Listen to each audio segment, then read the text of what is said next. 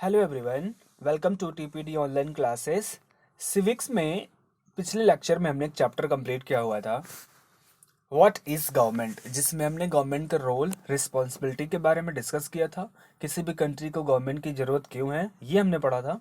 इस video lecture में एक नया चैप्टर स्टार्ट करने जा रहे हैं, की एलिमेंट्स ऑफ डेमोक्रेटिक गवर्नमेंट। सबसे पहले ये जान लेते हैं कि डेमोक्रेटिक गवर्नमेंट होने का क्या मतलब होता है।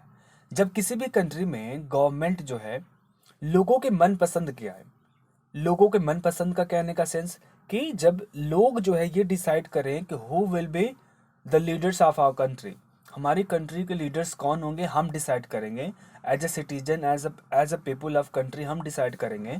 तो जो गवर्नमेंट चुन करके आएगी उस गवर्नमेंट को ही बोलते हैं डेमोक्रेटिक गवर्नमेंट, या इसको और सिंपल लैंग्वेज में बोले तो government of the people, for the people, by the people. यानी गवर्नमेंट लोगों के लिए है, लोगों के द्वारा है, लोगों से ही है। इस टाइप की गवर्नमेंट को बोलते हैं क्या?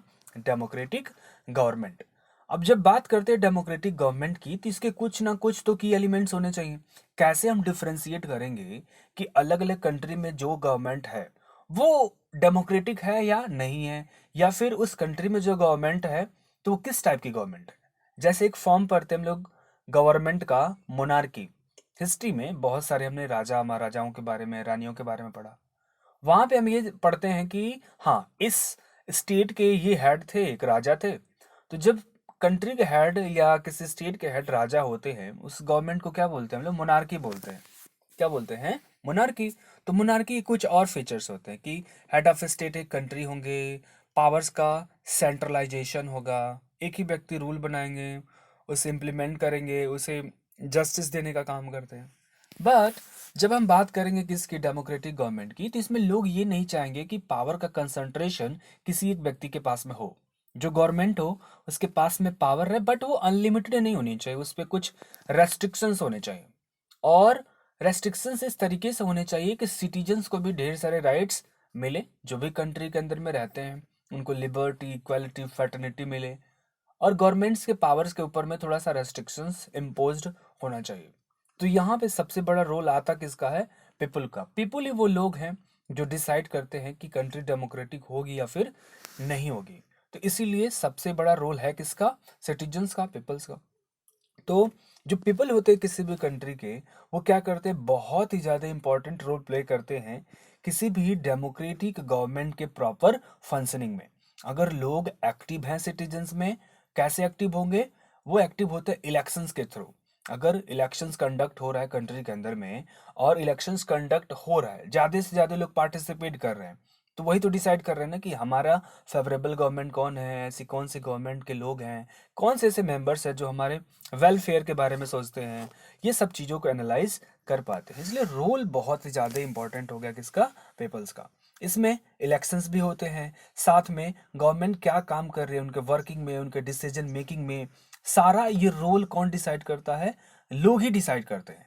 गवर्नमेंट ने कुछ ऐसा स्टेप्स लिया, लोगों को नहीं पसंद आया, तो लोग क्या कर सकते हैं? प्रोटेस्ट कर सकते हैं, उनका क्रिटिसिज्म करते हैं। कौन करता है? गवर्नमेंट में लोग करते हैं। गवर्नमेंट के अगेंस्ट कौन काम करता है? लोग काम करते हैं। जब गवर्नमेंट लोगों के अगेंस्ट में कोई लॉ बनाती है, कोई रूल रेगुलेशन पास करती है, तो लोग जो है सड़कों पर उतर के गवर्नमेंट का क्रिटिसिज्म करते हैं। और जब उनको गवर्नमेंट पसंद नहीं आती है तो नेक्स्ट इलेक्शन में उनको क्या कर देते हैं? चेंज कर देते हैं। तो यहाँ बात आई किसकी? इलेक्शन की।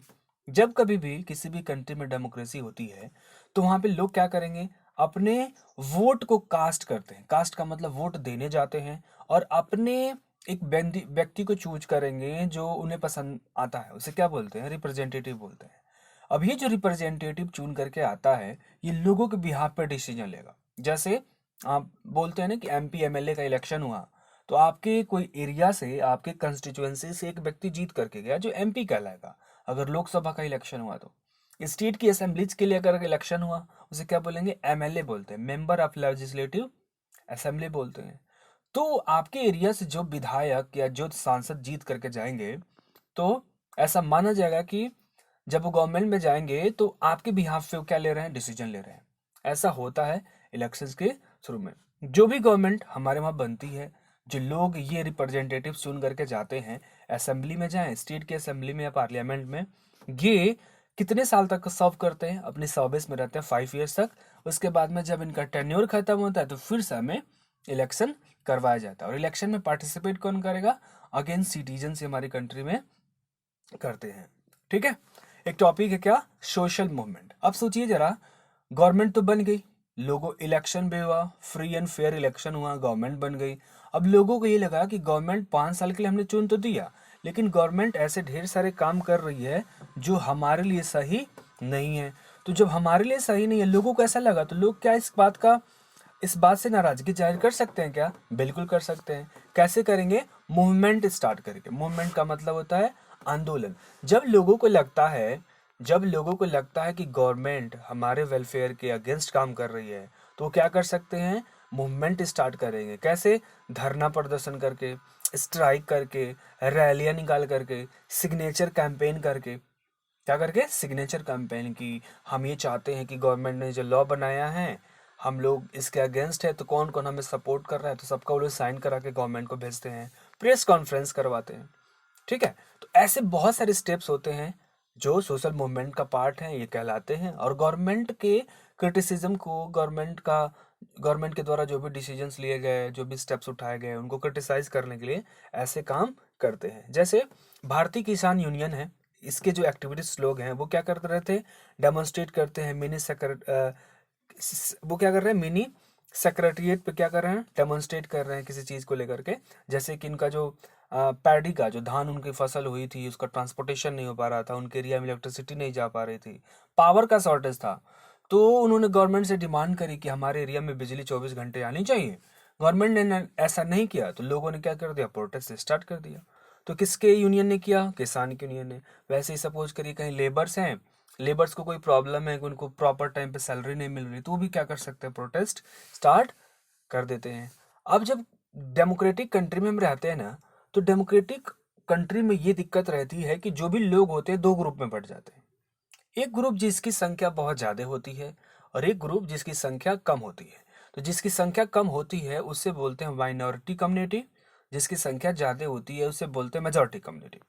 तो माइनॉरिटी जो कम्युनिटी के लोग होते हैं, उनको इस बात का डर होता है कि गवर्नमेंट हमारे राइट्स को छीन सकती है, हमारे साथ बहुत ज़्यादा डिस्क्रिमिनेशन कर सकती है। लेकिन जब हम बोल रहे हैं ना कि हमारी कंट्री में क्या है? डेमोक्रेसी है, तो डेमोक्रेटिक बिहेवियर में जब कंट्री में डेमोक्रेसी होगी, तो वहाँ पे इक्वलिटी होना चाहिए सबके साथ में, भले वो मेजॉरिटी के साथ हो या माइनॉरिटी के साथ में हो।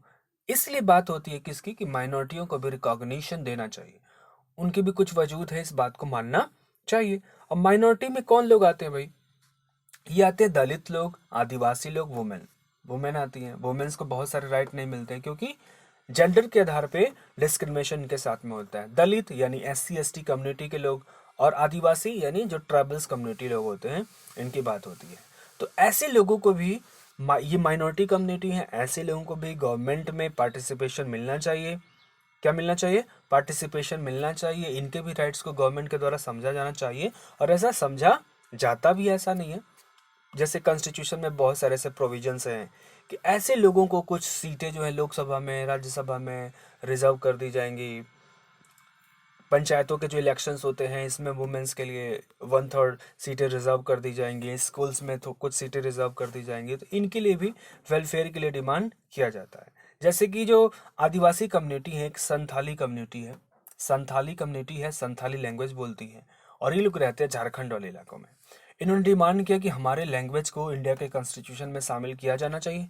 गवर्नमेंट ने इनकी बात सुनी और इनके लैंग्वेज को, जो शेड्यूल नंबर कौन सा है? 8, जिसमें बहुत 22 लैंग्वेज की लिस्ट दी गई है, उसमें इसको शामिल किया गया। तो ये शामिल करके गवर्नमेंट क्या बताना चाहती है? कि हम जो है माइनॉरिटी के वेलफेयर के बारे में सोचते हैं। समझ में आई बात? सो अभी के लिए इतना रखते हैं। Thank you. नोट्स आप प्रॉपर तरीके से बनाते रहेंगे, और जो पिछला चैप्टर कंप्लीट हुआ है उसके एक्सरसाइज के क्वेश्चन आप लोग खुद से आंसर करिए। जो नहीं है समझ में, आप या तो यहाँ कमेंट सेक्शन में वीडियो के नीचे जो दिया गया गैप वहाँ पूछ सकते हैं, या फिर व्हाट्सएप में जो ग्रुप है उसमें आप क्वेश्चन पूछ सकते हैं। Thank you.